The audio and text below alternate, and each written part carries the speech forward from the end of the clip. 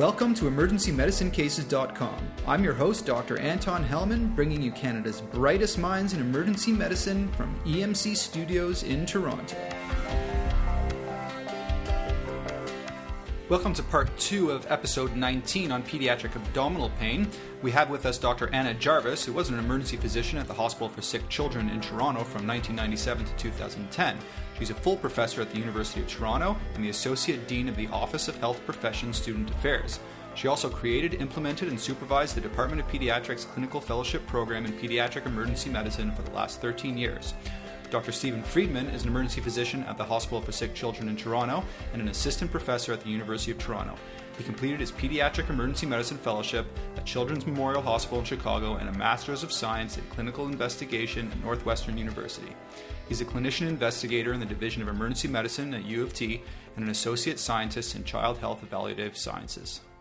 In this second part of our program on pediatric abdominal pain, we're going to go on to case number 2. And here it is. Our second case is that of a 7-year-old boy who presents to the ED at 9 p.m. with a history of diarrhea and fever for 2 days, as well as vague abdominal pain. On further questioning, he has no travel history, his immunizations are up to date, there's no viral contacts, and he's otherwise healthy on no medications. He vomited once that morning and has no urinary symptoms, no URI symptoms, or rash. On exam, his vital signs are normal except for a temp of 38.1. His abdomen is soft with slight diffuse tenderness and no peritoneal signs. The rest of his exam is normal. A urine dip is normal. A stool for CNS is sent off and the boy is rehydrated with Pedialyte in the ED and a diagnosis of gastroenteritis is made. Sound familiar? Well, this is the exact same case that we talked about for appendicitis, which drives home the point again that you need to be on the lookout for more serious causes of belly pain in patients who present like a gastroenteritis.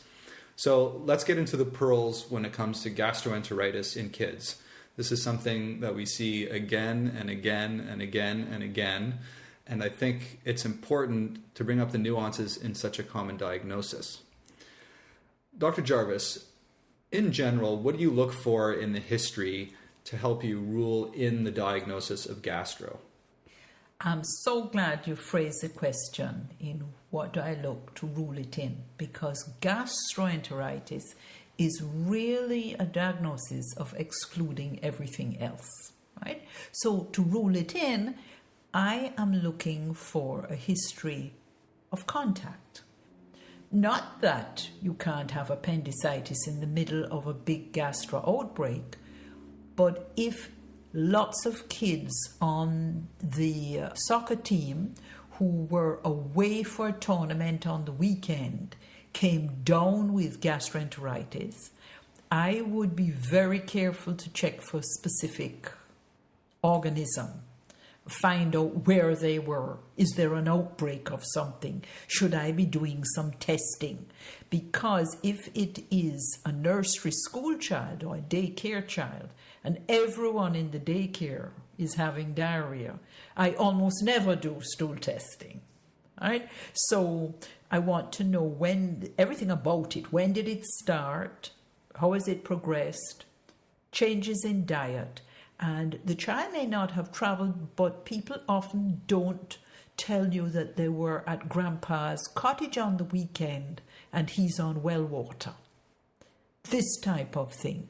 Does grandpa have a farm and was the kid milking the cows and drinking unpasteurized milk? We've had all kinds of things come out, and the parent may not even know what the child was exposed to. So those are the questions I look for. I'm looking, is there some specific food-related, water-related problem? In Toronto, I also ask, does mom or dad travel? Or if you have 2 moms or 2 dads, does anyone travel? Any other relatives or friends visited from the home country? We've had imported typhoid and other things where folk have brought back food from the original country of origin of the parents. All these things are important. Again, sorry folks, but kids take time. You got to deal with the history. So that's specifically this episode. I then need to ask the question, has this child ever had this before? What's the usual bowel habit? Sometimes you uncover that this child's been having niggling diarrhea for months. That child needs to be referred for a workup.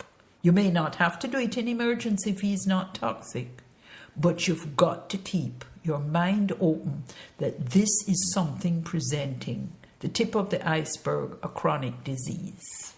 It's very important. Exposure to animals, new foods, different water, people who have traveled, and then the past history. Dr. Freedman, anything to add in terms of pearls of ruling in the diagnosis of gastroenteritis? I would concur with Dr. Jarvis. It's really more first rule out bad things. It's clearly more challenging to us when it's isolated vomiting. I think vomiting plus diarrhea, much more likely to be gastroenteritis. Children with isolated vomiting is always a red flag, and that's why my pearl would be don't call isolated vomiting gastroenteritis. I'll often call it on my discharge diagnosis vomiting. I may call it viral illness, but I'm very careful not calling it gastroenteritis because vomiting in isolation to me, I go through several thought processes. One is intracranial. That could be mass, could be meningitis, are the big things. 2, strep throat, very common. 3 is pneumonia, so I think of the lungs. Does the child have pneumonia? They can have some abdominal pain, some vomiting, some fever. Also, I think of myocarditis. Vomiting is not an uncommon presentation of myocarditis in the young child in particular. Older children present more with chest pain. Young child often referred to the abdomen. And then I get into intra-abdominal emergencies such as we've already discussed, appendicitis being the main one on the top of the list. But I have to at least go mentally through that process before I'm going to be happy that this is probably vomiting, viral etiology. Oh, I'm sorry, I forgot urinary tract infection being the other one, the big one that I have to think of as well. But those are really, to me, the thought process that leads you through your history, as Dr. Jarvis was going through, of the key cardinal features that you have to be looking for to rule in, but more to rule the others out. Just as a little digression, you had mentioned vomiting as an isolated symptom can be something intracranial. I just want to throw in a very sad, true story. A friend of mine presented to their family doctor with vomiting. They couldn't come up with a diagnosis. They sent him to a gastroenterologist. The gastroenterologist said there's nothing gastroenterologically wrong with you. Sent him back to the family doctor. The family doctor essentially said that he felt that it was a psychological problem, gave him some medication to help with his symptoms, and he ended up at Sunnybrook Hospital a few months later, ataxic, and he was dead 3 months later with a brain tumor. So that really drives home the point that isolated vomiting, especially, right now we're talking about acute vomiting, but isolated vomiting that persists for more than a week or two, you really need to think of intracranial pathology and do a good neurologic exam.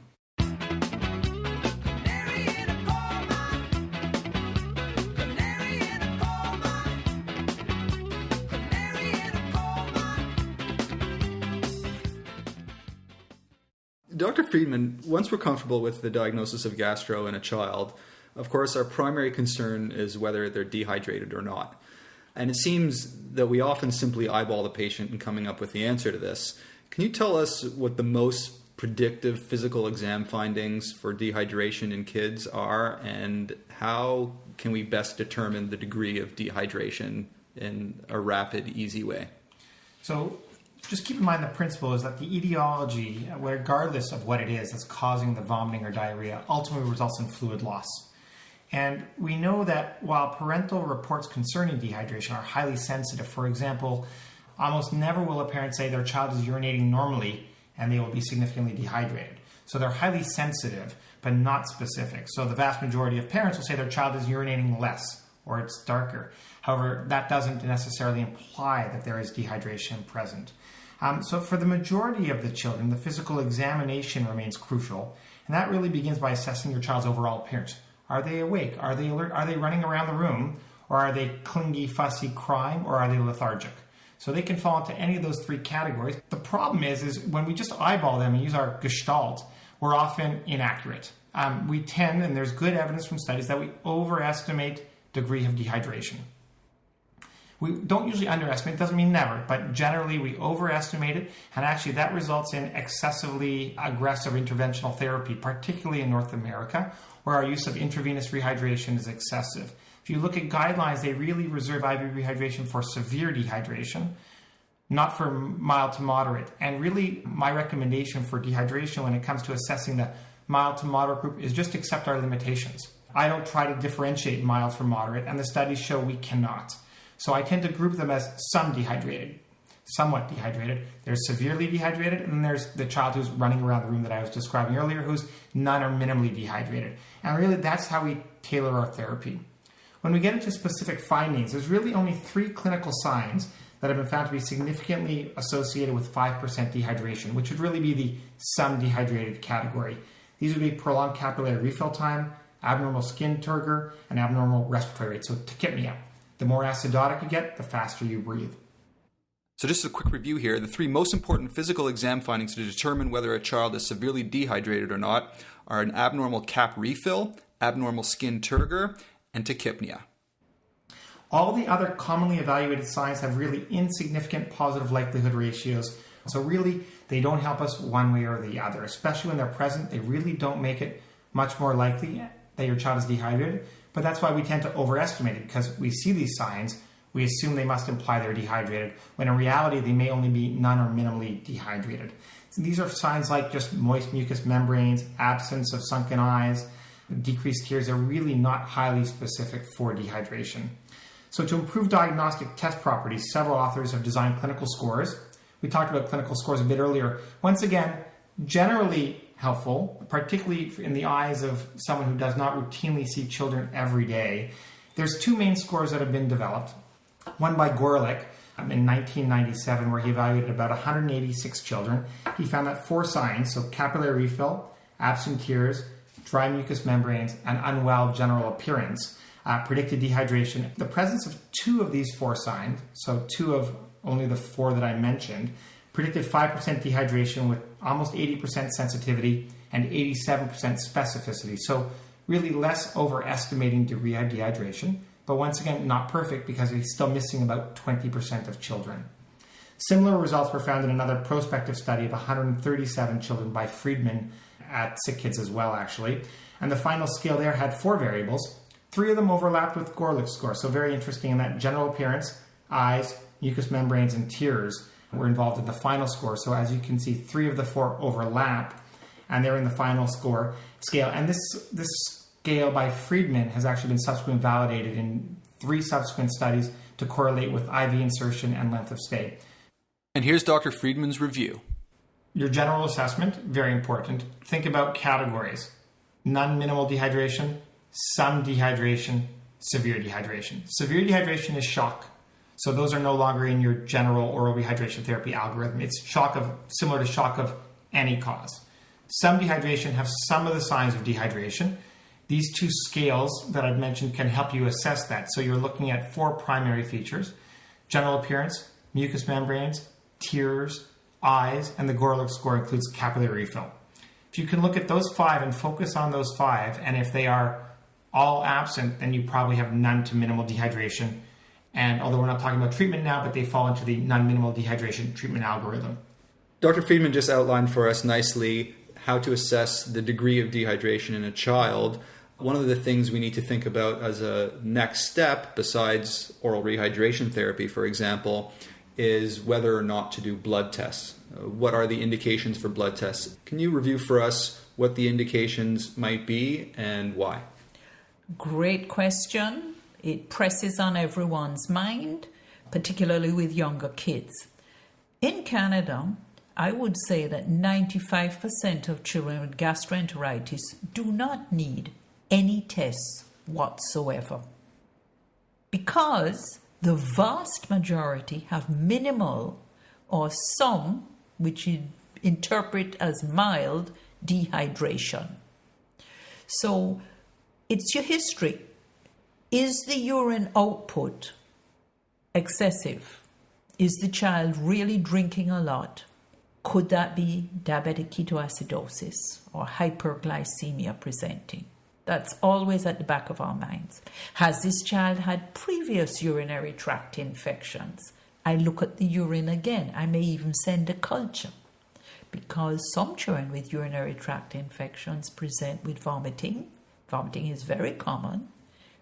Some may have diarrhea.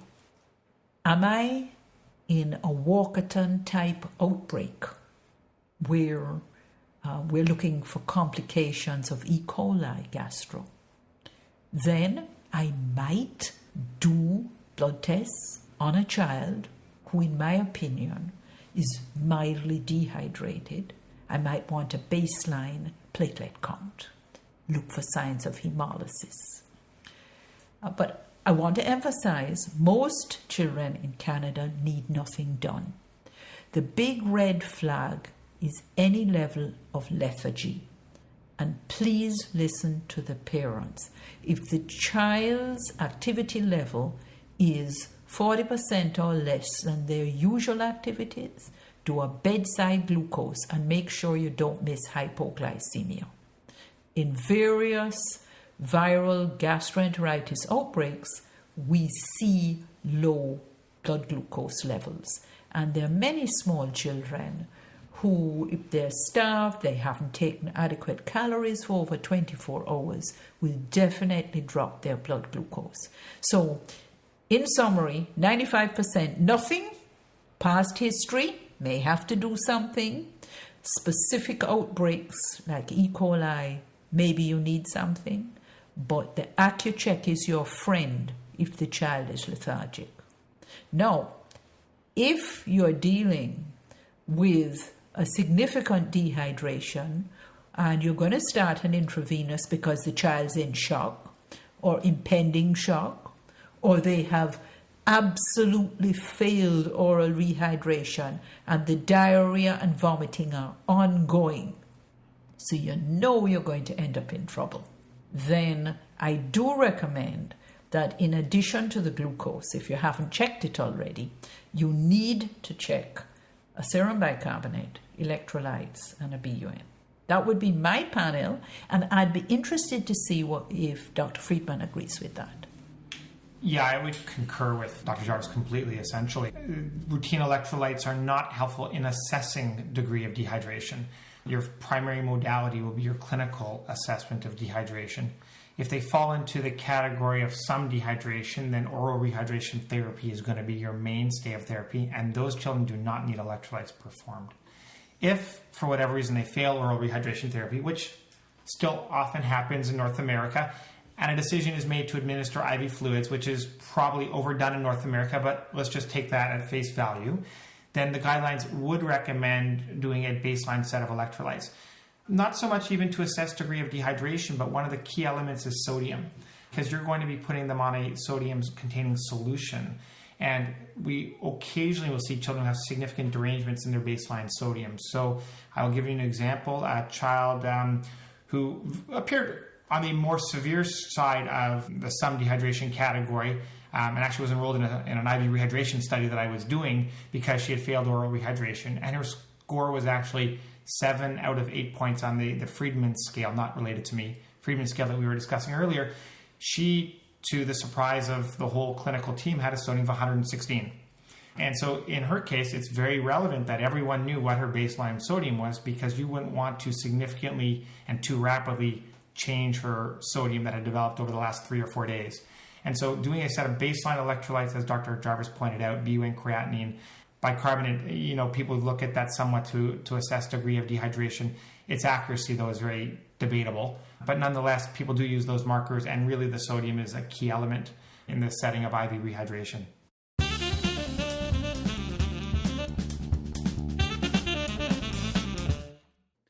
The vast majority of cases of gastro we see are viral. Dr. Freedman, what would make you question the possibility of a bacterial gastro as opposed to viral? In other words, when would you order stool cultures? So stool cultures are not something that we routinely performed. Actually, I was surprised in your scenario when the child had one episode of vomiting that he had a stool culture done. Having said that, we actually do see a fair number of positive stool cultures. Actually, in a recent audit, 20% of all stool cultures that we sent were positive for bacterial organism at sick kids, half of those being salmonella, so true bacterial pathogens. If you kind of use your history, that primarily will guide the need for stool culture. So there are several well-known high-risk features, which generally play out through most age groups, which would include travel history to endemic countries, more than 10 stools in the last 24 hours. I use greater than 5 days duration of diarrhea. That's not starting to resolve at that point as being a useful marker, as well as blood or mucousy stools, and then abdominal pain. So really more the dysentery-like picture. So children who present like that do warrant the performance of a stool culture. How about fever? Is fever in that list at all? Fever would also prompt that, although fever is not very discriminatory early on in the illness. So the vast majority of children who present with viral gastroenteritis have fever. So I don't use fever as an isolated symptom to perform stool cultures. Fever in the context of the child with persistent diarrhea going on 4 or 5 days, not going away, then I use that as something to make me more concerned as well. And part of the importance also in children who are having prolonged symptoms is that if we're starting to get into the picture of inflammatory bowel disease, normal stool cultures is obviously a requirement and an element in facilitating their workup and moving forward as well. I see. So we've got our patient with gastroenteritis. We've decided whether or not to do blood work. We all know that oral rehydration is favored for the child who does not have severe dehydration.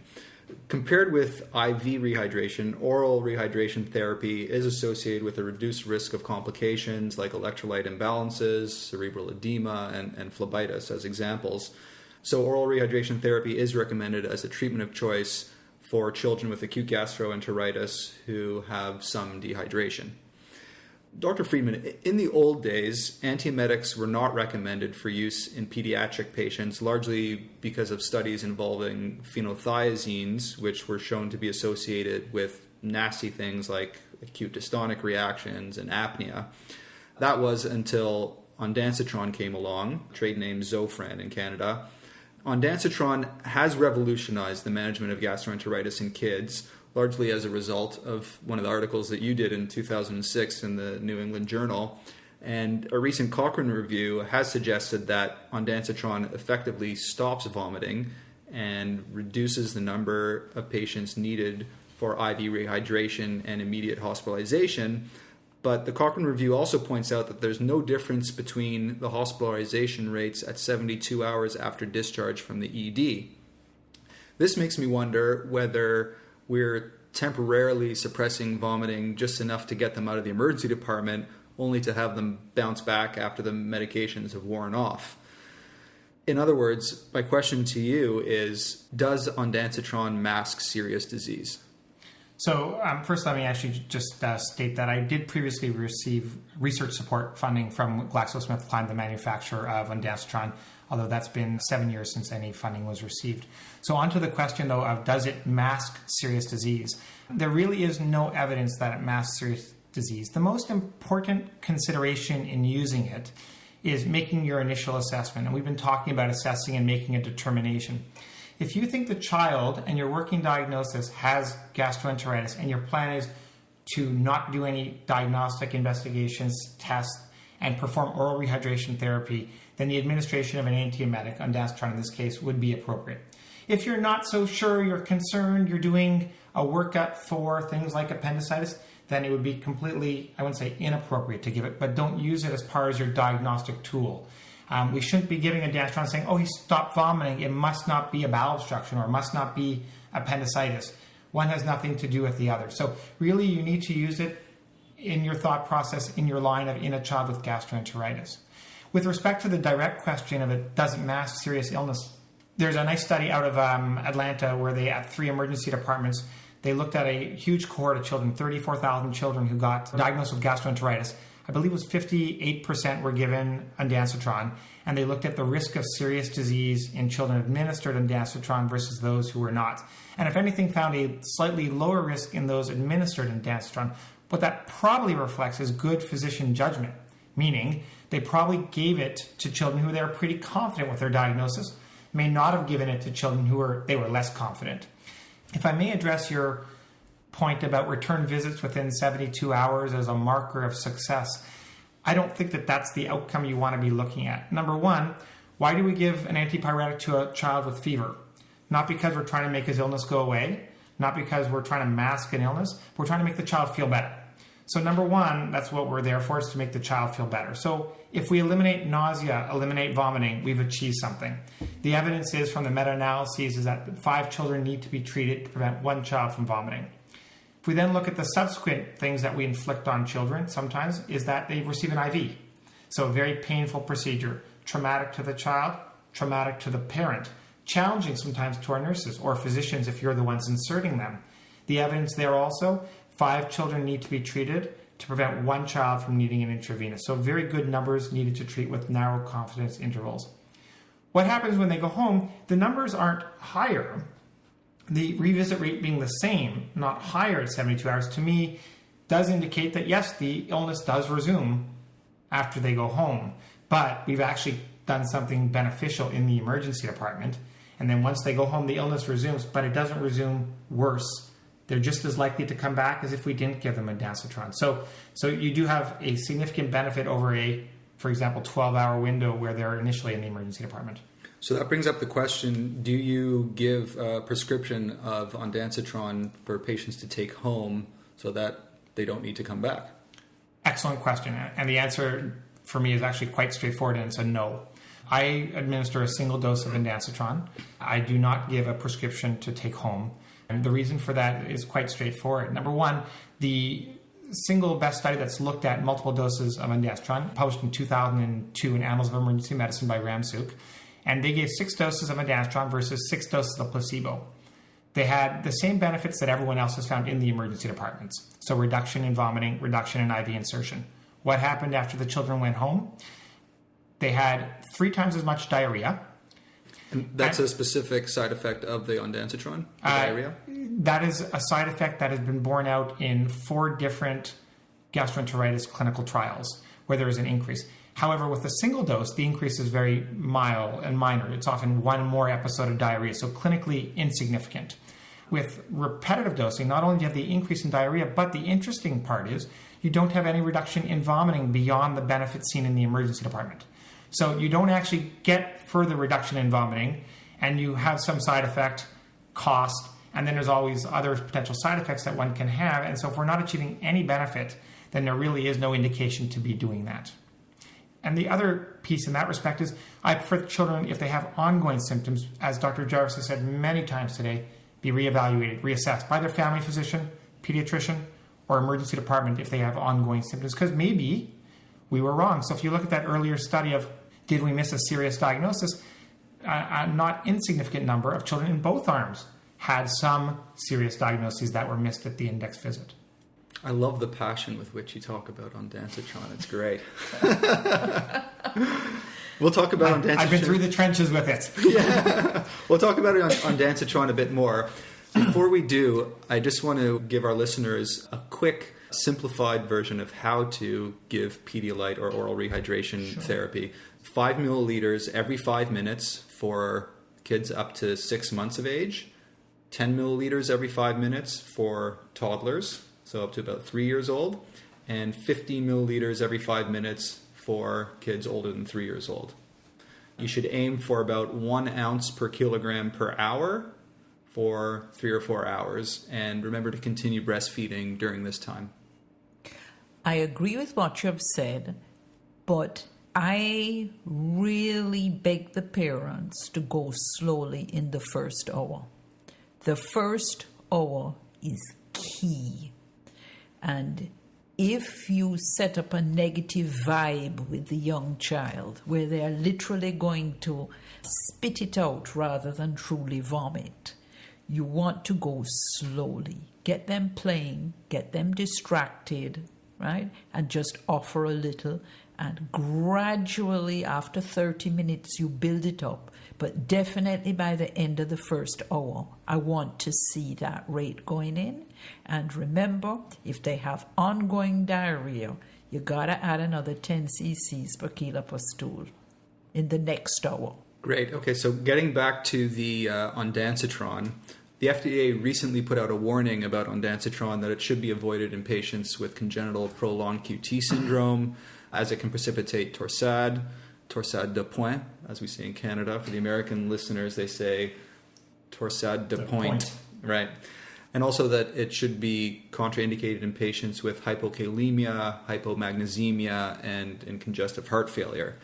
So they recommend ECG monitoring for patients who may be predisposed to these conditions. What are your thoughts on this? So a good question and a hot topic. There have been reports of arrhythmias in individuals given ondansetron who have underlying prolonged QTC syndrome for whatever reason, or have significant electrolyte abnormalities. But if you look at the case reports, and I'm actually conducting a systematic review right now, but to the best of my knowledge, there has never been a case report of an arrhythmia induced in a child or an adult given an oral dose of ondansetron. The literature seems to be isolated to adults and the odd child case report given doses intraoperatively or in treatment for chemotherapy-related nausea and vomiting, where they've given very large bolus doses through the IV. So, having said that, I don't view the oral dose of ondansetron as a high-risk medication in children in general. Now, the other piece I think about is, do I give it to children with known congenital heart disease who may have conduction abnormalities, or children with known prolonged QTC intervals? No. And I won't do prolonged EKG monitoring either because I don't give it to them. I just don't believe that the benefit is worth the risk. And so in that group of patients, I do not administer it. I don't worry about it in terms of looking for electrolyte abnormalities. We don't routinely, as we discussed earlier, see significant hypokalemia in children who are somewhat dehydrated, who I'd be giving it to. So at the end of the day, I don't believe that should change general practice. If people weren't aware of the association with prolongation of the QTC, then yes, I think people should not be giving it to kids who are known to be at risk for having arrhythmias, or children with known risk for, such as Bartter syndrome, for electrolyte abnormalities that would predispose them to torsades. Sure. I guess in the adult patient population, the alcoholic who's been drinking, a lot of them will have hypokalemia, a lot of them will have hypomagnesemia, and a lot of them are vomiting. And so in those patients, you'd probably want to avoid IV ondansetron. That sounds very reasonable. I'm glad I work at a child's hospital. Well, St. Mike's isn't very far away. Dr. Jarvis, if a child is still vomiting after a good dose of oral ondansetron, what is your next move? Do you use Gravol, the way in Canada we used to do, which is dimenhydrinate, an NG tube, which is very popular in Australia, or intravenous, which is more popular in North America? This is an extremely timely question, and my colleague will fill you in afterwards on some research he's doing right now about it. My answer is in two parts. If there is vomiting after the ondansetron, I personally do not usually repeat the dose, except there are very special circumstances. I already cautioned when you were giving the rates of rehydration that it's so important to go slowly at the beginning. Many parents with a hungry youngster who is grabbing at the cup or bottle, and we see this more, at least it's my experience to see it more in bottle-fed 14-month-olds. They will not limit themselves to that one little sip, 5 ml dose. And most of the time when we hear there's been vomiting, we find out the kid's really taking 2 ounces. That is 60 mLs. And the mother is saying, but he usually takes 8 or 10. He took very little. To get that slow mantra across isn't that easy. So what I do depends on what's the situation. If this child had too much, well, I'm going to wait. If the child vomited within 10 minutes of the ondansetron, I'll wait half an hour, repeat the dose, wait another half an hour, and then have a nurse or volunteer supervised reintroduction at the correct rate for the child. Now, we get rid of a lot of questions just with that maneuver, going slowly. Suppose they fail. This family has done everything according to the book, and the kid's still vomiting. Depends where I'm at. Am I in Chile? Am I in the West Indies? Am I in Pakistan, where we have big feeding centers and we have workers in the field who are not really physicians or nurses but have been superbly trained at rehydration? Then nasogastric is the way to go, and they treat children in shock successfully this way. In North America, there is an aversion to nasogastric tubes. And now let me disclose, I've had a nasogastric tube. It isn't pleasant. I couldn't agree more. However, properly placed by a professional, well-trained, and slow infusion of your oral rehydration fluid saves the child all the complications of intravenous therapy, which are much more extensive and more life-threatening. It's been our habit so far in North America to go straight to the intravenous route. So we have multiple sticks, we have cellulitis, infusions that go into the subcutaneous tissue, electrolyte problems, but that's what we have to face. And that's why we're really pushing oral rehydration to avoid those iatrogenic complaints. Now, I said, my colleagues doing research on this, maybe in another 10 years we'll convince North Americans to change their habits of going straight from oral to intravenous. I'm not holding my breath, really. Dr. Freedman. And I probably, if you hold your breath, you might not be there tomorrow. Just a couple quick comments or tricks of the trade that I tend to think about as well. Number one, when I give ondansetron, I tell them not to give the child anything to drink for 15 minutes afterwards. So, because actually it's not absorbed, even if you give the dissolving tablet, it's actually not absorbed through the oral buccal mucosa. It's actually too large a molecule. It's swallowed, absorbed from the stomach. So I make sure they're NPO for 15 minutes so enough of it can be absorbed, have some effect before they start again. If they do vomit in that 15-minute window, I do repeat a dose, because that probably would imply that not enough has been absorbed. And that's what I've done in clinical trials and in practice. The other thing, the bottle-fed child you commented on, the trick that I use with them is I take the bottle away from the parents, and I actually only let them put in half an ounce into the bottle. And so the child will drink that half ounce, actually, and then they'll cry and be very upset when that half ounce is gone. But I'm very happy. I tell the parent, this is a good thing. And then I say, put it down for 5 minutes. Put another half ounce in, or when we're ready to progress, you put an ounce in. But I limit what goes into the bottle, because what I've learned is parents will not take the bottle away from the child once they start drinking. So if they're in the mood, they want to drink, they take 2, 3, 4 ounces, and you walk back in the room, they might be doing really well right now. 5 minutes later, it's all over the floor. So really controlling that piece is really important for the bottle-fed child, I would agree. As far as nasogastric rehydration, culture plays a very large role in what is involved in medical care. And so I don't see us changing to nasogastric rehydration right away. Having said that, while you can very effectively rehydrate the vast majority of children through a nasogastric tube, the failure rate in most studies is somewhat higher than IV, where the fluid goes directly into the vasculature. But having said that, probably nasogastric rehydration is as successful as about 90% of children requiring such a form of rehydration. If you are considering nasogastric rehydration, one trick of the trade that has been shown to be effective in adults is to use 4 or 10% lidocaine and put it in a nebulizer and nebulize it 5 minutes before you put the nasogastric tube in, and that significantly decreases the pain associated with nasogastric tube, which has been rated as more painful than IV insertion and even more painful than LP in adults. In kids, however, there is an Australian study that recently came out that showed that using this nebulized lidocaine to prevent pain of nasogastric insertion is not effective.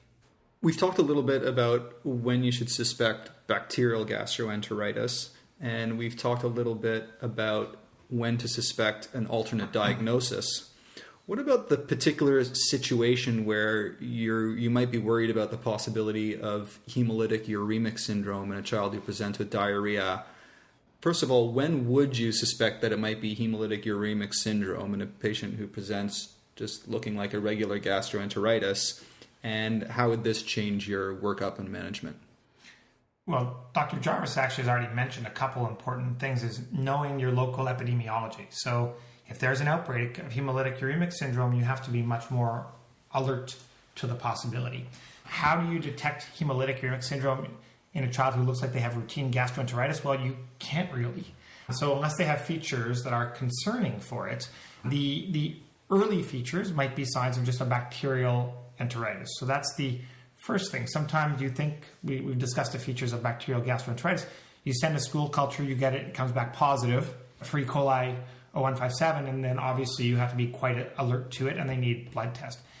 However, having said that, cases can be very, very subtle. And so, for example, there was a child I took care of about 5-6 months ago now who had just returned from camp, and the mother could not give a lot of history because he was at a sleepaway camp. But he had had some bloody stools for a couple of days, some abdominal pain, some cramping, some low-grade fevers, and I reviewed the case with the resident, and the sense was probably just regular gastroenteritis, maybe bacterial. We weren't aware of an outbreak at the time, and so we were thinking of sending stool cultures. And when I went in the room, he looked a little bit more unwell, but he actually had no signs of frank hemolytic uremic syndrome, so anemia, so he wasn't pale, he wasn't tachycardic, he had no petechiae. And on history, Mom, and he was about 10-year-old, said he was urinating. It was only when I went into more history and said, well, what color is your urine? And he came out and said, it's really dark colored.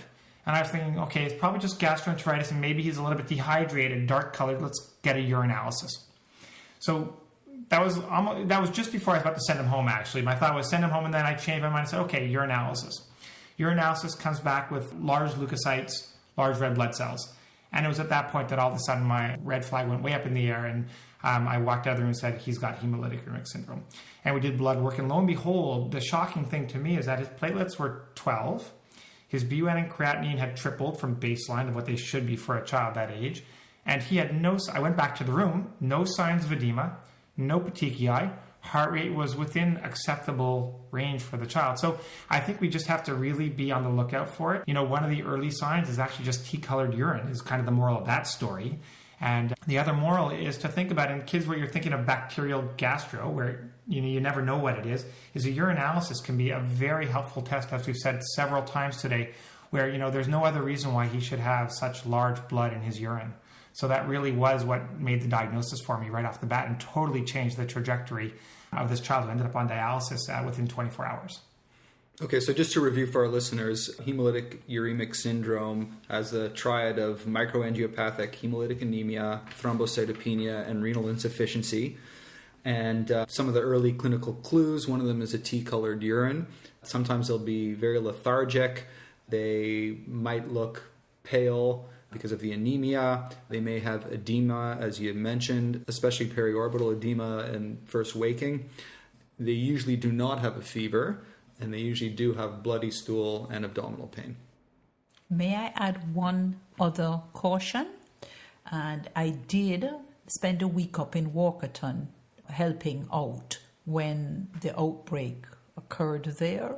Just for our international listeners, Walkerton is a town in Ontario, north of Toronto, where there was a huge E. coli outbreak that hit the news big time a few years back.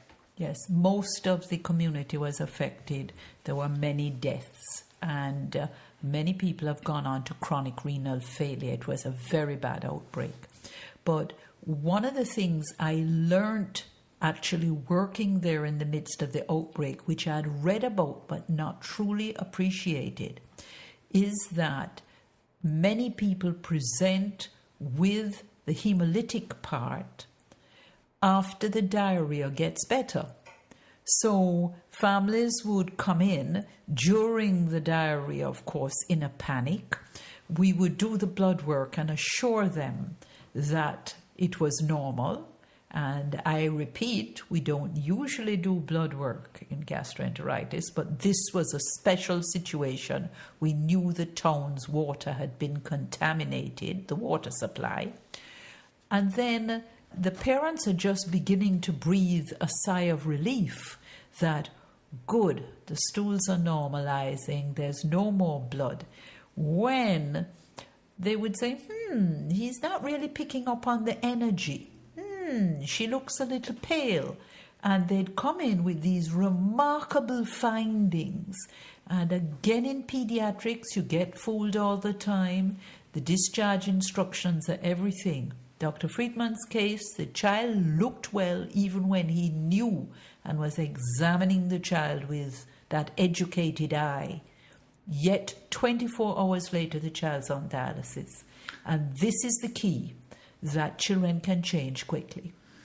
So this brings up the complicated issue of when, if ever, to start empiric antibiotics for gastroenteritis. We've just finished scaring our listeners about hemolytic uremic syndrome. Yeah. I don't want them to be all going out and giving antibiotics to every kid who looks sick with gastro. What kind of decision-making tools can you give us to help us decide whether a patient with gastroenteritis would need an antibiotic? The short answer is almost never. That's it. Almost never. I would agree with that and qualify unless you think they have typhoid fever. So we'll occasionally see as people, if they appear septic, highly febrile, unwell. But in the bloody stool scenario, frequent stools, well-appearing child, almost never. Dr. Freedman's now going to comment on whether we should be thinking about on-spec antibiotics for patients who we suspect have hemolytic uremic syndrome. So the first question is does everyone with E. coli 0157 develop hemolytic uremic syndrome? And the answer is no. Empiric treatment of 0157 is not warranted because studies generally and meta-analyses have shown that perhaps this increases the risk of actually developing hemolytic uremic syndrome. Okay, so we've talked about not giving antibacterials. A lot of us work in emergency departments where we field the results, for example, the stool culture results. Which bugs do you consider giving antibiotics for? So even when positive, rarely do any of them merit treatment unless the child is persistently symptomatic. So actually, what I do when I do my positive culture result follow-ups is if I have stool ones, I look at the AAP Red Book. It's available generally to most physicians through online resources. And actually, there's very clear guidelines because you need to identify for each bug, there are specific high-risk populations. So for example, Salmonella, sickle cell disease is a very high-risk population. Young age, immunocompromised. So that there's a lot of factors that go to be taken into account. In general, if when you do your follow-up phone call, the child is no longer symptomatic and they are not in one of the high-risk criteria, regardless of the organism, we do not treat. There are certain outbreaks of C. difficile, and one tends to treat those. But I must emphasize that the carriage rate after hospitalization is high. And there are studies now showing if one child in a daycare has been hospitalized, then there's colonization of the other children in the daycare. So you have to look at the whole picture. Is this child having bloody diarrhea, abdominal cramps, they are severely affected? Or it's a reason not to do it for regular diarrhea, because if the child is not shocky, don't culture the stools. You don't know what to do with the result. We think a lot of the problems with C. difficile is overuse of antibiotics and changing the gut flora. So I would just mention that specifically, that there are carriage rates that have nothing to do with the symptoms the child is having. I see. So when it comes to C. diff, in the adult population, we see quite a few sick patients with C. difficile enteritis. Can you just paint us a picture of the state of C. difficile enteritis in the pediatric population? Well, there's some very high-risk groups. Neonates, graduates of neonatal intensive care units, again, people with inflammatory bowel disease, people on high-dose steroids, chemotherapy, people who've had a ruptured appendicitis and been very ill.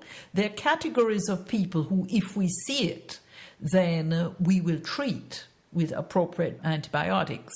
But in the regular run-of-the-mill diarrhea, if a culture has been done, the child looks well, there is no excessive abdominal pain, there's no blood in the stool, then don't treat it.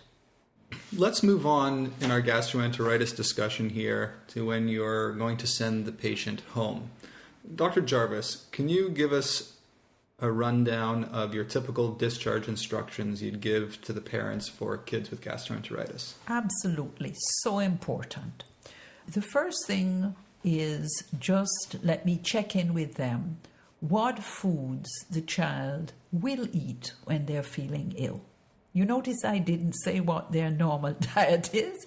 I said, what foods will this child usually eat when they're feeling ill?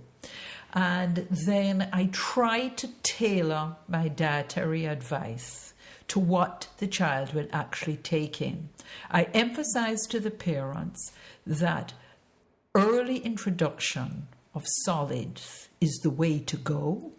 And I usually, in children who've just had oral rehydration or haven't even needed oral rehydration, I very, very rarely leave them on plain fluids, just clear fluids for more than 12 hours. Really. I emphasize that when you start solids, the diarrhea may increase temporarily because the gut is irritable. So small, frequent feeds that is limited in complex sugars, such as in fruit juice, is the way to go. Most kids like pasta. Many kids live on rice. So there are many complex carbohydrates you can use with the early introduction of some chicken breast, right? Steamed fish, something that's high protein. Get the building blocks in there to repair the gut wall. I emphasize that the diarrhea may increase, and if they do, then I recommend that I give them the calculation for the child's weight, that they would give Pedialyte in addition to the solid food to make up the fluid loss in the stool. And then I just say, no, blood in the stool, your child is too sleepy, your kid has pain, sudden high fever, anything you think is just strange for your child, please come back.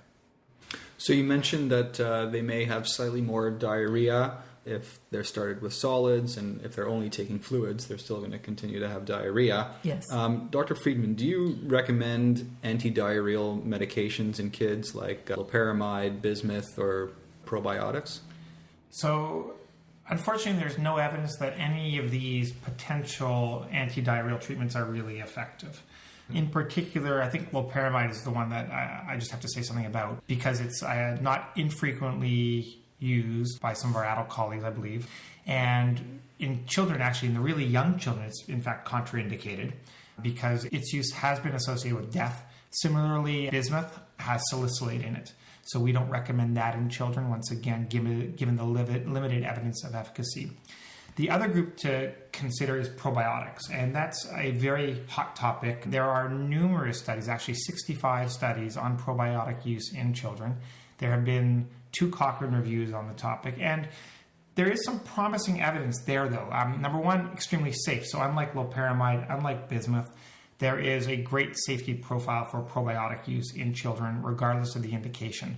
The potential side effects, or who wouldn't you want to use it in? Primarily children with central lines. There are outbreaks of line infections. Children with congenital heart disease, there are reports of endocarditis. Otherwise, aside from short-gut being the other population I can think of off the top of my head, a very excellent safety profile. The question is, what's the real benefit? In hospitalized children in developing countries, there's probably some evidence that their duration of diarrhea is 1 day shorter. The real question is, and there was a nice review written of the latest Cochrane review in Annals, just actually September, I believe, looking at the Cochrane review, and they question appropriately, how do we translate this to our patients, number one, in North America, with different organisms, and they're outpatients, and they're less severe disease. And the studies seem to show, in general, children with less severe disease have a smaller benefit, because as we've been discussing, in general, gastroenteritis, predominantly viral, is predominantly self-limited in a several-day interval. So how much benefit will you get by routinely using that in North America is really unclear still. So in terms of medications for kids with gastro, you can consider probiotics. There's not much of a downside because it's relatively safe. And in kids with severe gastroenteritis, it may shorten the period of illness by about 1 day.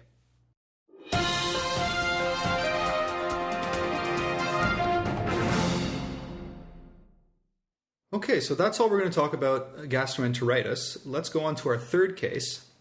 The third case is that of a 2-year-old boy who presents at 9 p.m. with several hours of crying and looking bloated.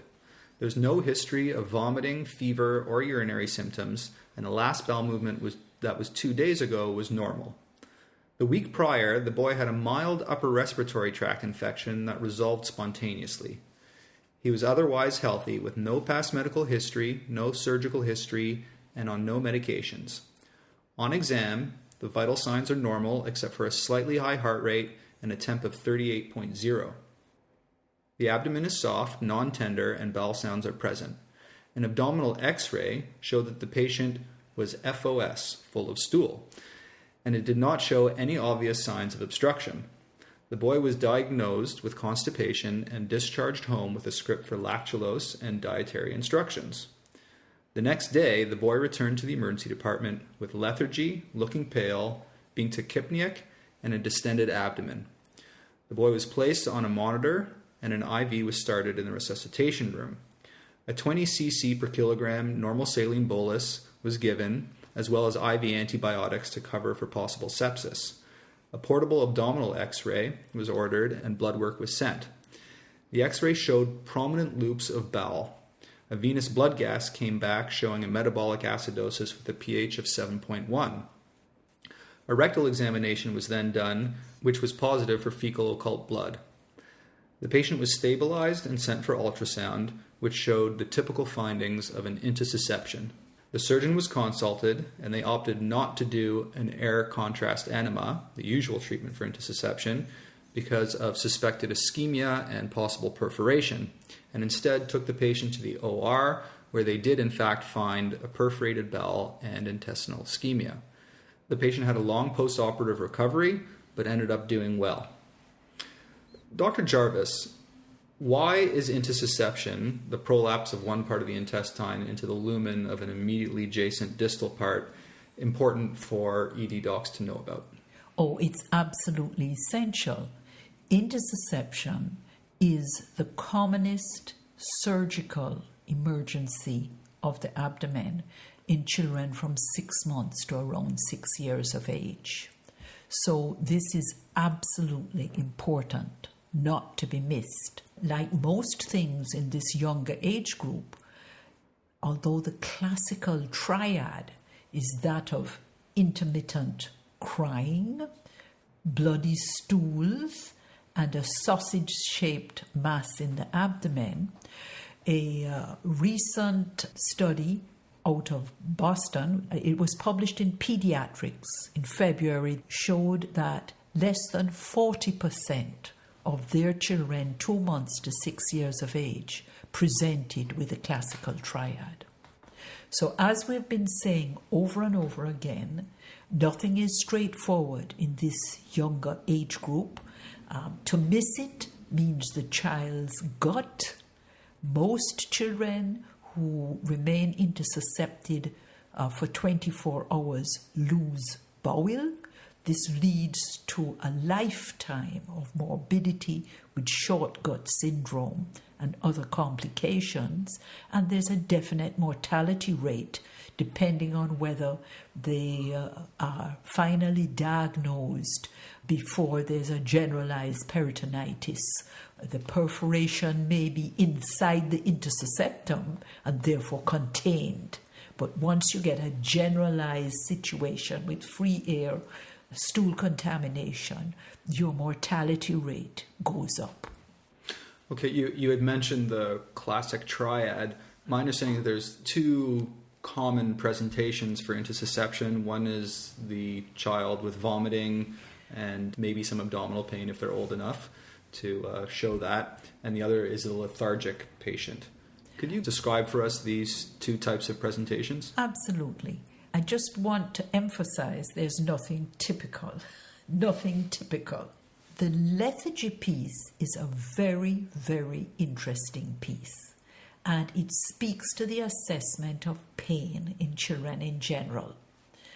Many children in pain just go very quiet and shock-like. They don't scream and shout and pull up their knees. And the infants, particularly those younger than 6 months, which is not the commonest type to get intussusception. I'll just repeat, the commonest age is between 6 months and 6 years, and there seems to be a peak between 18 months and 30 months. Somewhere in there, all the studies agree on that. Different countries, same stats.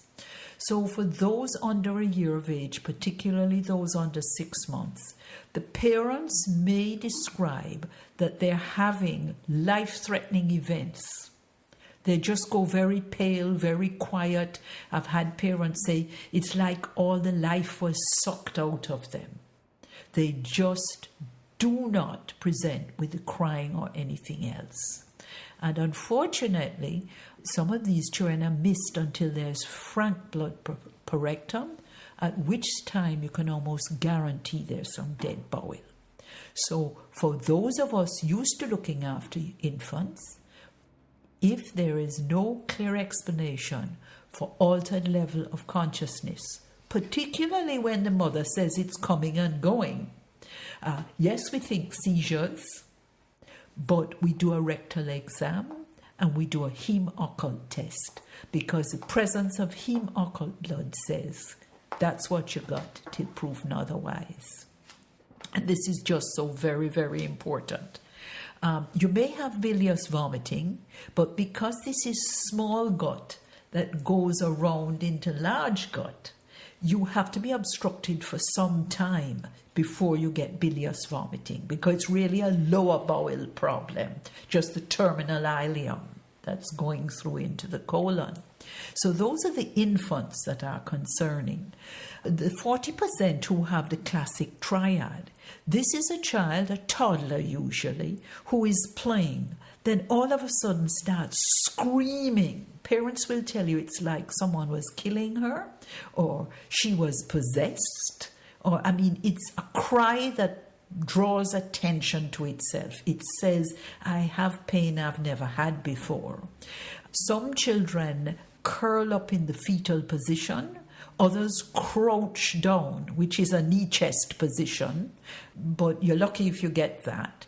And my experience is they may vomit because of the pain, depends on the child's vomit threshold, right? Whether they vomit. And I must say I've never really had a family say the abdomen is bloated. Most of the time, the parents I've dealt with have said they don't know what's wrong, but something is terrible going on. They recognize that the cry is abnormal. And then many kids in that toddler age group, I have felt a mass in the abdomen. Or what you feel more frequently is that the right lower quadrant feels empty. And unless you felt a lot of little tummies, and toddlers have big prominent bellies, you don't pick it up. Again, heme occult positive on the rectal exam.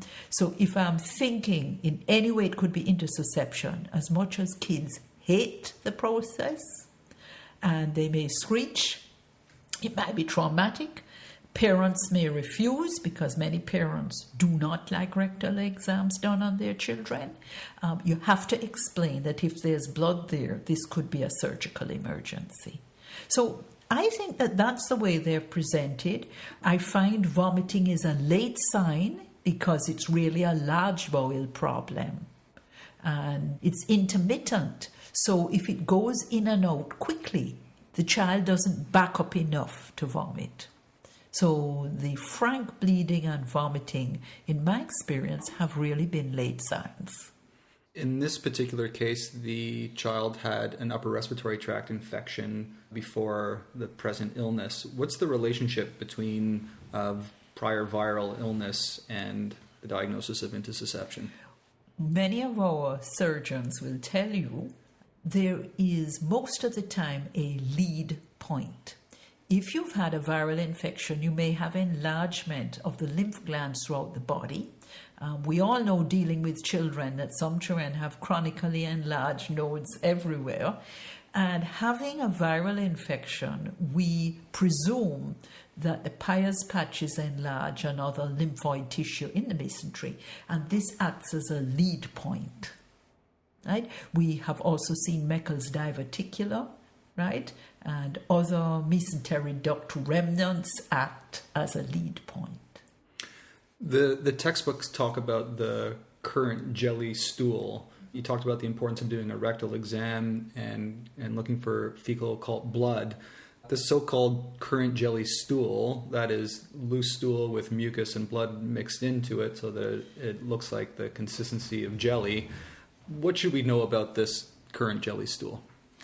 It's actually, unfortunately, a late finding. So number one, if you get to that point, then you're already further along than you would want to be.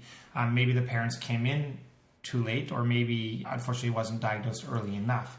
When you look at reviews of children with intussesception, only about 10% of children actually have that description. And as I said, it's not one that you want to see because it means it's too far along. So about 60% of children with intussesception will have occult blood positive stool, even in the absence of grossly bloody stool. So when you do the rectal, it'll just be positive on your hemoccult test. And that should really tip you over that you're already in the early stages of some bowel ischemia that you're seeing higher up. And so that should really prompt further investigation and workup. Okay, Dr. Jarvis, you had mentioned palpating the right lower quadrant and feeling a lack of bowel contents in the right lower quadrant. What else besides the lack of bowel contents in the right lower quadrant will you be looking for on the physical examination in someone who you suspect has intussesception? In this young age group we are looking at, we are always on the lookout for child maltreatment. I have had children present with bowel perforation from unsuspected child abuse. What else am I looking for? Signs of obstruction. Any distension, if it's there, restricted respiratory movements. Right? The diaphragm is not able to descend because that irritates the peritoneum. So the breathing pattern, that's something I look for. I auscultate to see if I have high-pitched bowel sounds from the small gut that is obstructed. One thing that we didn't talk about was the classic so-called sausage-shaped abdominal mass in the right upper quadrant. Could you tell us a little bit about that? Well, it's just as it sounds. It is sausage-shaped, and I'm here to tell you I have actually seen it on several kids. And I've seen the sausage and felt the sausage just under the liver. I've seen it in the right upper quadrant, across just below the xiphisternum, and I have felt it over below the spleen. Remember, if this goes on long enough, there are cases reported of the intussesceptum presenting at the rectum. So the whole, and that is such a bad sign, because as you can imagine, the whole mesentery sucked into the colon, your chance of losing a significant amount of small bowel is extremely high. May I make a plug? Please, please, please make sure, especially for the boys, that you rule out a hernia. Girls can have hernias too, and you rule out anything to do with a testicular torsion, because that too can present with intermittent screaming with some vomiting. So I just put that there as another differential one never ever wishes to miss. Yeah, actually, just my last shift, I had a 22-year-old young man. I picked up a testicular torsion in a patient whose chief complaint all over the chart, and what he told me, his chief complaint was abdominal pain.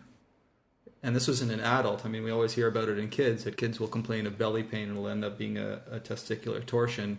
But this was actually a grown man who had complained of abdominal pain, and even after repeated questioning, it was abdominal pain was his main complaint.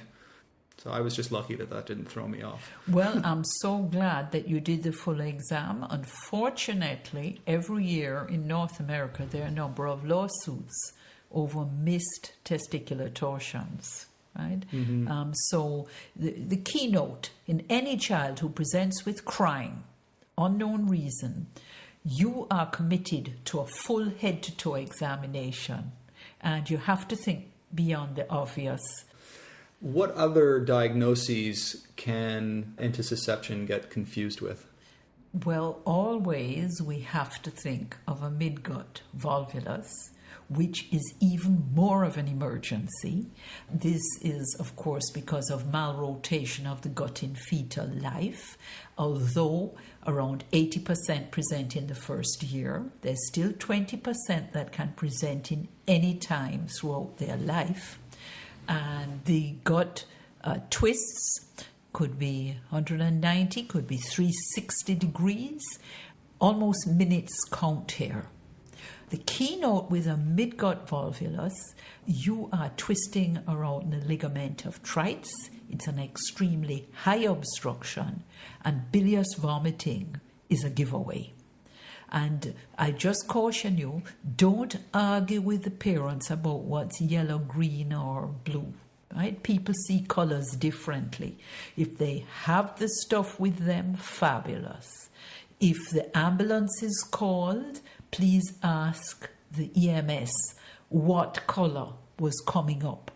But in a child who is either lethargic and in shock and poorly responsive, I've already said this is how some kids present, or the kid who has bilious vomiting and can't get comfortable, they are just in agony, they're crawling all over the bed, think midgut volvulus.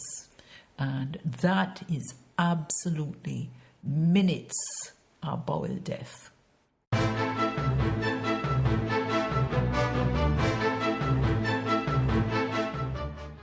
couple other quick things that come to my mind as well. I think particularly if they have the more lethargic presentation is sepsis, meningitis, particularly if they have associated vomiting as well.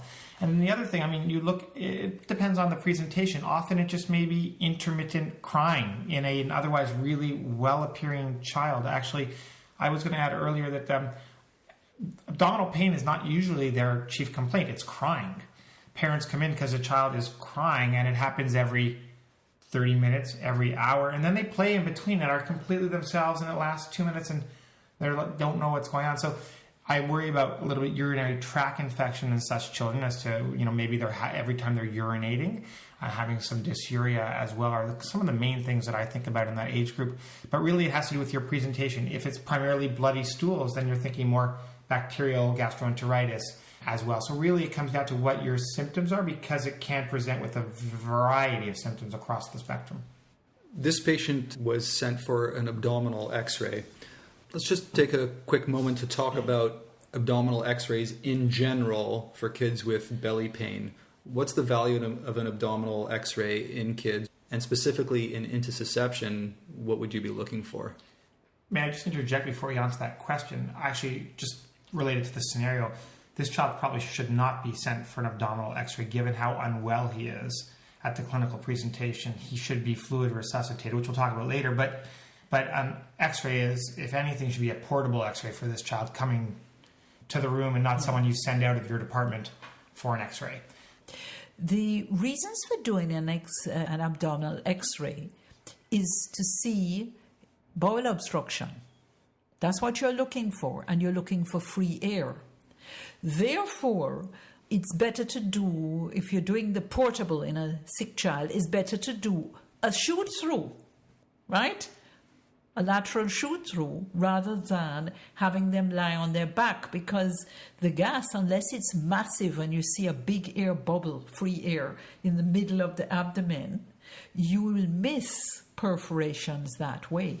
You're looking for the classical small bowel obstruction look and free air. Those are the two big messages. Free air, you get that resuscitation going, 2 IVs, big volumes, antibiotics, nasogastric tube, scream for your surgeons. Free air is really, really bad news. Small bowel obstruction means that the intussesception is stuck and no air is passing, or you have a volvulus. In either case, time is gut and you need surgical assistance. Don't wait till you finish your resuscitation. Activate your surgical consult as soon as possible. Now, having said that, I find that plain x-rays for constipation are a waste of time. And I think all the literature agrees. You can't get 100% inter-rater reliability, even from experienced radiologists. You see a fair amount of stool on children who are having daily soft stools and have never had any problem, never had incontinence, never plugged the toilet, never have pain. It's just not there. On the other hand, there are children who are constipated who, well, there's some stool, you're not sure, but this child is having overflow, incontinence at age 6 when they should be toilet trained, etc. So if you're looking for constipation, waste of time. If you're looking to rule out a bowel obstruction and free air, there is value in the bedside, plain film. Specifically with intussesception, I've heard they talk about the target sign and the crescent sign. First of all, are they very difficult, easy to see? Are they useful? Do you look for them? Well, can I just quote the paper I said from Boston, which reviewed their experience? Only 23% of their proven intussesception cases had the classical sign, crescent sign, you see across the central abdomen, literally a crescent of air that highlights the silhouette of the intussesception, which looks like a sausage pushing through the air. So they saw 23% in their proven cases. Now, they did say that 54% of the intussesception cases had some suggested signs, right? That is some sign of small bowel obstruction that wasn't complete, some dilation, not the awful picture you see with a volvulus. No gas in the rectum, no gas in the right lower quadrant. But this is in the hands of a tertiary care center with a world-class radiology field team. And I think that 23% seeing definite signs doesn't make the sensitivity or specificity anywhere near acceptable for us to use. The only real rule of abdominal x-rays in such children is to look for free air. I don't use it to look for anything else, and I don't use it as a screening test for intussesception. There are several studies that have looked at it specifically, and I'll even add to it at sick kids. About once or twice a year, I'll get a call in the morning by the radiologist saying, what happened to patient Johnny from last night? Did he go home? And you'll say, yeah. Well, they'll say, well, what was his diagnosis? Constipation, and that'll usually be the discharge diagnosis. And they'll say, well, his x-ray, I don't know, it might look a little suspicious for intussesception. And what it highlights is even if radiologists have trouble, ED physicians are even significantly worse. So it's not something that is very useful in our hands whatsoever. Okay, so for intussesception, one of the screening tests that is useful is ultrasound. Could you specify for us the role of ultrasound in working up patients who you suspect to have intussesception? The vast majority of North American institutes, it's now the diagnostic test of choice. It goes back somewhere to our conversation regarding appendicitis, when the studies show, once again, sensitivities close to 99% for ultrasound in the diagnosis of intussesception. It is much less painful a procedure than the alternative screening test that is used in some other centers, which would be a barium enema being the most commonly employed one. When one gets into the debate of what is the better screening test, the only argument in favor of the barium enema is that it's also therapeutic if positive. However, do we really want to be putting all children through enemas when actually all they need is an ultrasound? Keeping in mind that only approximately 25 to 30% of children who undergo an ultrasound for suspected intussesception are in need of an enema. If you're deciding to do the ultrasound and not the barium enema, how do you treat intussesception?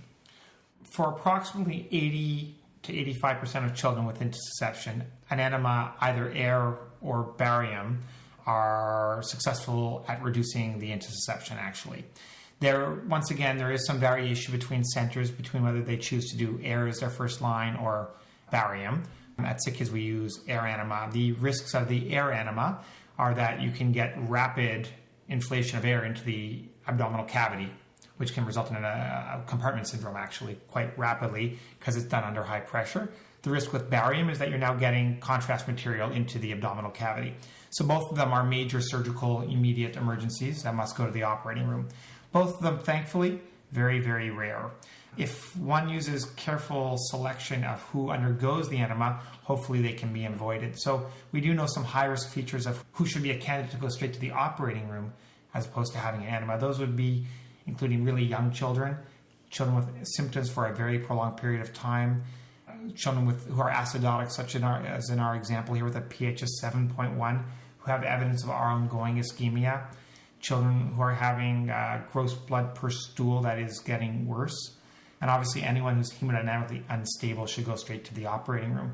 And when you say anyone who's had it for a long time, my experience has been anyone who's had symptoms for much over 15 hours has some dead bowel there. And that actually brings in also the other potential benefit of ultrasound over enema as your diagnostic modalities. On ultrasound, sometimes the sonographers will say there's significant bowel wall edema in certain areas that appear that have already been ischemic. And that will actually lead us away from going to the next step of air enema and rather going to the operating room in such children. If time were only part of the equation, it isn't nearly fast enough for you. It isn't nearly fast enough for you. It's what I was afraid of.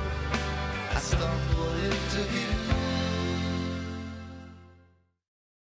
We had touched upon constipation when we talked about not doing abdominal x-rays. Like gastroenteritis, functional constipation is one of those diagnoses that sometimes we jump to prematurely and end up missing more serious diagnoses. This is no surprise considering how common constipation is in kids and that it's the most common cause of abdominal pain in children.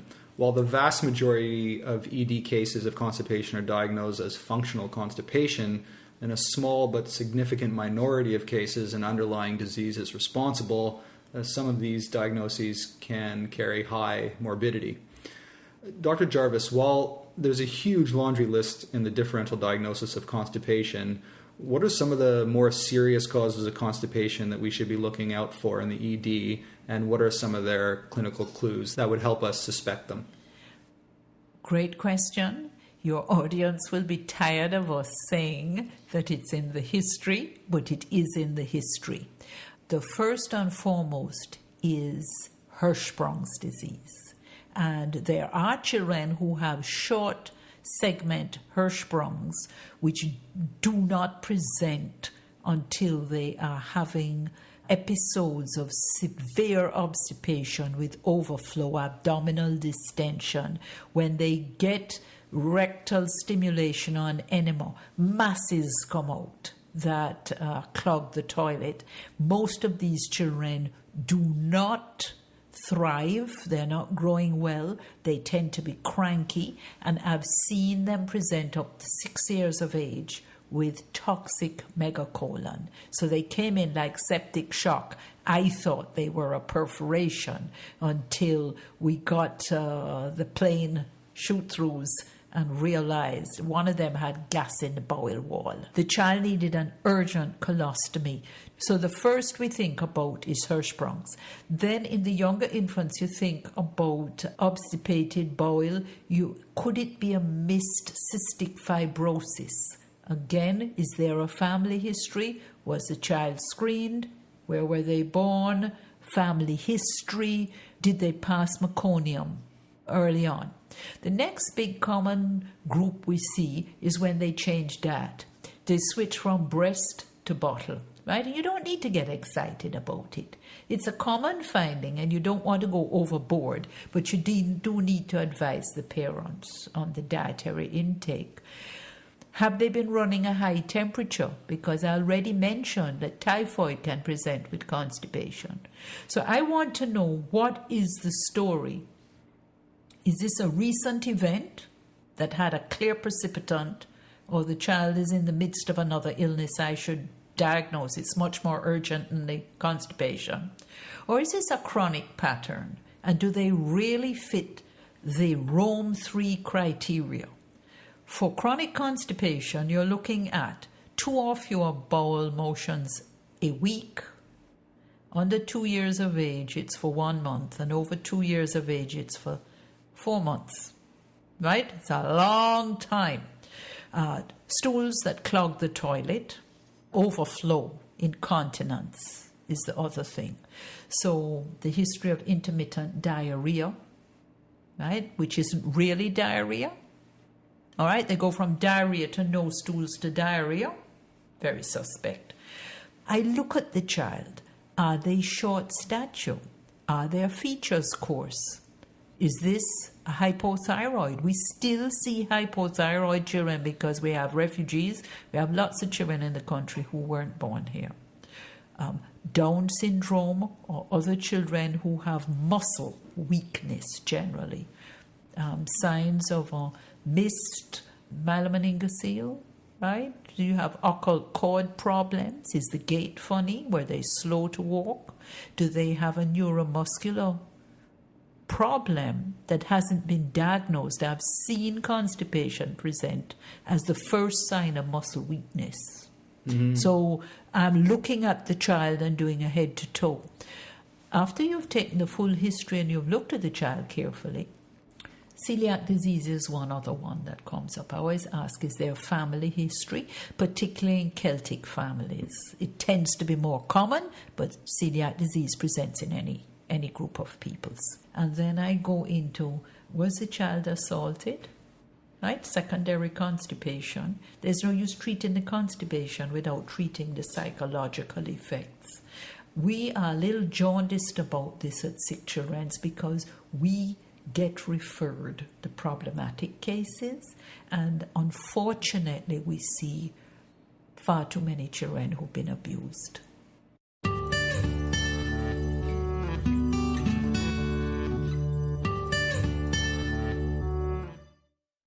Then I make up my mind, does this sound like a classical stool withholding? Right? The little kid who goes to school doesn't want to use the filthy toilets with the bullies looking over the door or under the door, and they're walking around with legs clenched, right? Other behaviors like this. Dr. Jarvis is now going to talk about the use of medications in kids with constipation. I don't really have a favorite because I have to find out what the family have tried before. If they have tried your favorite cathartic and you start that, you're going nowhere. Sometimes just that psychological piece of saying, some things don't work for everyone. Let's try. I warn them, if it took the child 6 years to get into this state, I'll promise them that it's going to take 2 years to normal bowel motions. Most of them gasp and don't believe me. But it does take a long time to retrain the bowel, and whatever I do, I mustn't make the situation worse. Great. So let's divide it into those kids in the emergency department who are impacted and you feel the need to get them evacuated. And then we can talk about the kids who have chronic constipation, who don't need immediate treatment in the emergency department, and what their options are at home. There is a role, I believe, to the use of enemas and to clean them out, as I believe you said, Dr. Hellman, in the emergency department. There was an abstract presented at PAS this past spring that essentially showed a much higher failure rate of those children. They were actually randomized to either just get an oral treatment medication, which we'll talk about, PEG 3350, or Miralax or Laxaday for the generic names, versus enema followed by the treatment. And those who only had the oral treatment without the enema had a much higher failure rate, pain following discharge, and return to the emergency department. So given that, I mean, it just makes logical sense to a certain degree. If there is a large mass in the rectum, without kind of getting some of that out, at least, it's much harder to have the oral treatment succeed. So when we're looking at evacuating the rectum, I tend to use an enema. It depends on age, is what I choose to use. So children under 2 years of age, I generally use a saline enema, actually.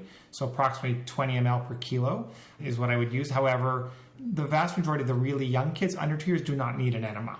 Those are the children where it's more, there's discomfort, but they don't necessarily have a grapefruit. But you'll be amazed by some of the children who are 3, 4, 5 years of age who I give a pediatric fleet enema to, and they produce stools. I mean, I like to see it to know actually what the result is, not because I like looking at stool, but I like to see actually, because some of the things in your diagnosis are, is this constipation or is this appendicitis? And so seeing what happens is helpful, and some of them actually will have grapefruits. And you're quite amazed, and the parents are quite amazed to see what comes out. And then you realize why they're having so much discomfort. So that'll be in that age group. And then as you get about over 20 to 25 kilos, I'll use actually an adult fleet enema on them. And then as far as disposition, I do have a favorite. I do want to know what they've been on and what dose they've been on. One of my most disliked medications is lactulose, actually. So one of my favorite things is to discontinue that. The studies show that it's less effective than PEG 3350 at a dose usually starting at 1.5 grams per kilo per day. So actually it's a relatively high dose, I think, compared to what some of the adults use when you actually do the math. I do max out, and then I titrate the dose up or down. Ideally, eventually down, but sometimes you need to go even higher to get them to have the ideal and allow for the retraining that takes several years. But I really aim for one soft stool per day, and I enable parents to feel okay going up on the dose. And then once you get to that point, start coming down gradually, slowly, with the goal being to taper off. PEG 3350 is a powder that in Canada is available under the name Laxaday, in the US, Miralax. In Canada, it's over the counter. And it comes with a measuring cap, essentially, which has a line on it for 17 grams. And then I tell parents I tell them in grams based on the child's weight, and then I kind of round off to capfuls or half capfuls. And what you do is you dissolve it in about 8 ounces of a juice. So either an apple juice or an orange juice. And it's pretty much, there's no taste to it. It dissolves. The children take it very voluntarily. There's no fight about it. And they're actually, unlike with the gastroenteritis, they're getting a high carbohydrate fruit juice, which also helps regulate their stool. Sometimes it results in diarrhea if you're drinking too much, but in this case, it actually is a good thing in that respect. The lactulose will work, but all the studies show that the flatulence will blow everyone out of the house, and the cramps, the kids often refuse to take it for long enough over the long period. Ideally, we should be correcting the diet, ensuring they're not drinking too much cow's milk, which is bad from many points of view, ensuring that they are offered and encouraged to drink water, and some helpful hints for the younger kids is the mechanics of having a bowel motion.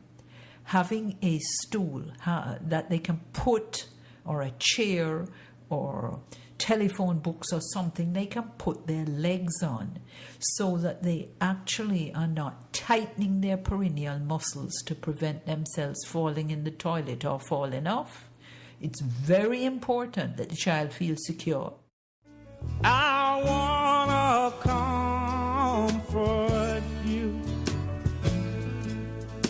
I wanna comfort you. So to wrap things up, here's my review and additional pearls on pediatric abdominal pain. First, what are the high-yield questions you can ask in the history?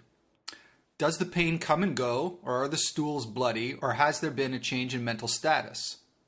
If any of these things are true, think intussesception. Does this neonate have bilious vomiting? Think malrotation with midgut volvulus. Is there scrotal swelling or discoloration? Think torsion. Is the children drinking or urinating more than usual? Think DKA. Has there been a recent history of mono? Think about spleen rupture. Is there a history of immunosuppression, sickle cell disease, or chronic steroid use? Think about a surgical belly with subtle findings. So those are some of the high-yield questions you can ask. What about high-yield physical exam maneuvers? First, look for rash. Think of Henoch-Schönlein purpura with or without intussesception if the rash is petechial and concentrated on the buttocks and legs. Another important cause of rash with abdominal pain in kids is Rocky Mountain spotted fever. Look at the throat.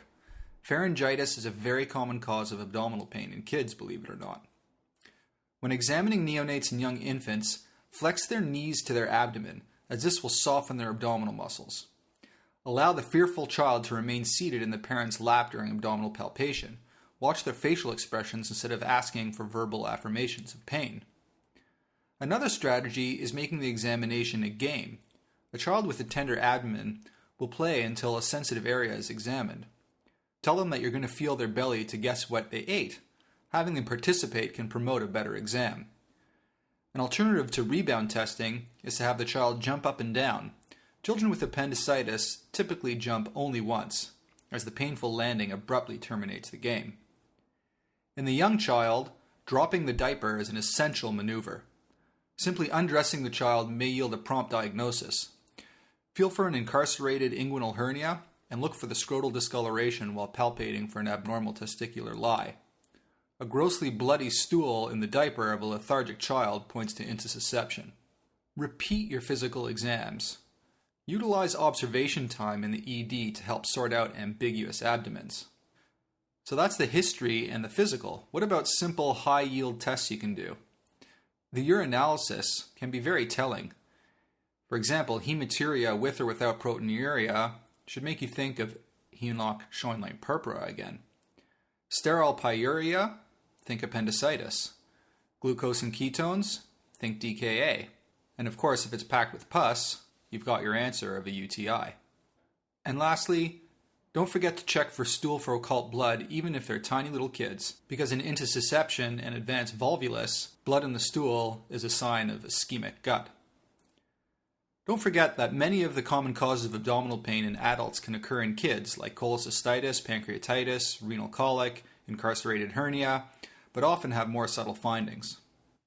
And for this month's quote of the month, we have one from Christopher Morley. The greatest poem ever known is one all poets have outgrown. The poetry, innate, untold, of being only 4 years old. Next month, we're going to tell you everything you need to know about atrial fibrillation in the emergency department with Dr. Claire Adzema, Nazanin Meshkat, and Dr. Brian Au. Before I go, I just wanted to remind you that there's still time to sign up for this year's Whistler Emergency Medicine Conference. That is the 25th annual update in emergency medicine, February 19th to 22nd in Whistler, which of course has some of the greatest skiing in the world. It's fabulous. I've been there a few times now. There's going to be some amazing talks by many of the EM cases experts like Anna Jarvis, David Carr, Joel Yaffe, Eric Latofsky, Paul Hannum, Anil Chopra, Shirley Lee, and David McKinnon. I'm going to be there helping out and giving some talks as well. Hopefully you can make it out for some great education and some great skiing. Until next time, take it easy.